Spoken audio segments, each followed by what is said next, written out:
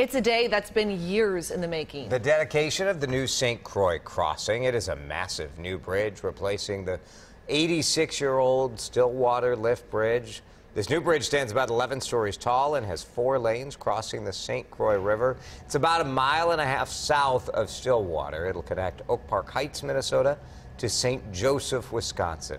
Construction started in 2013 on the project. It was very controversial. It cost about $600 million. A lot of environmental questions for people about the Mississippi River. This is, however, a big relief for commuters who have dealt with years of traffic jams right in historic downtown Stillwater. Governors from both Minnesota and Wisconsin, along with several other elected officials, plan on being at a ribbon-cutting ceremony at 10 o'clock this morning. Now, because of traffic, they haven't made an exact announcement as to the specific time they're going to open the new bridge. Officials have said it should be maybe later tonight, maybe tomorrow, within the next day or so. Once the old Stillwater lift bridge then is closed to vehicle traffic, that is eventually going to become solely a bicycle and a pedestrian bridge. Stay with us at 5 o'clock this morning. Mary McGuire is going to be live right by the new bridge with a preview of today's dedication and a more in-depth look at the project. Some Minneapolis police officers risked their lives when a car ran off a bridge and flipped over onto Interstate 94. This is video of the fiery rescue that was shot by some people driving by early last Wednesday. Yesterday, the officers met with the family of the driver of the car. WCCO's Reg Chapman reports on what officers saw that made them jump into action. Traffic camera video shows the car traveling at a high rate of speed, veering off Washington Avenue through a barrier and flipping over the concrete wall. The car barely missed a vehicle traveling westbound on 94 before coming to rest against the middle barrier.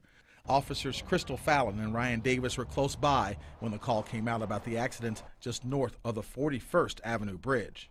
And we had to dodge vehicles, construction equipment, and the debris from the crash. Traffic was whizzing by as the officers checked to see if anyone was trapped inside. Officer Fallon ran to the back of the vehicle where she saw a woman in the back seat and the driver belted and trapped inside.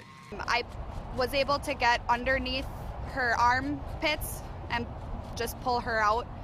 2 people passing by stopped to help the officers pull the driver from the car. And one of them actually took one of our knives and went in there and cut the seatbelt for us as we were pulling them out. And by the time we were really able to get them out, we had flames up to our point in the car. Video shows the officers performing CPR on driver Lloyd Cunningham. He did not survive, but his passenger did. Cunningham's family returned to the scene to meet the 2 who risked their own lives to save others. Both officers say they didn't think, they just reacted. We do this job to help people, to save people, to protect people. And when it comes down to it, I mean, that's your job. And it becomes more than something that you're just paid to do. It becomes your identity. Reg Chapman, WCCO 4 News. Now, police do not know the 2 passerbys who stopped to help, but officers say that they deserve credit for saving a life. Minnesota lawmakers will be taking home bigger paychecks. Their salaries jumped yesterday from about $30,000 to $45,000 a year. Legislators hadn't seen a pay raise in nearly 2 decades. Last year, voters okayed setting up an independent commission to set legislative salaries. The raise is on par with inflation over that time.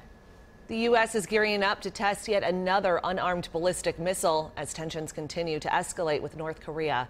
The development comes less than a week after the North carried out a second successful ballistic missile test that could potentially reach the U.S. On Tuesday, Secretary of State Rex Tillerson said the U.S. is open to having a dialogue with the communist nation. Tillerson offered reassurance to North Korea, saying, "We are not your enemy." Christopher Wray has officially replaced James Comey as head of the FBI. Senate lawmakers overwhelmingly voted to confirm Wray yesterday, 3 months after President Donald Trump abruptly fired Comey. The 50-year-old former Justice Department lawyer pledged to remain independent from any political pressure during his confirmation hearing last month.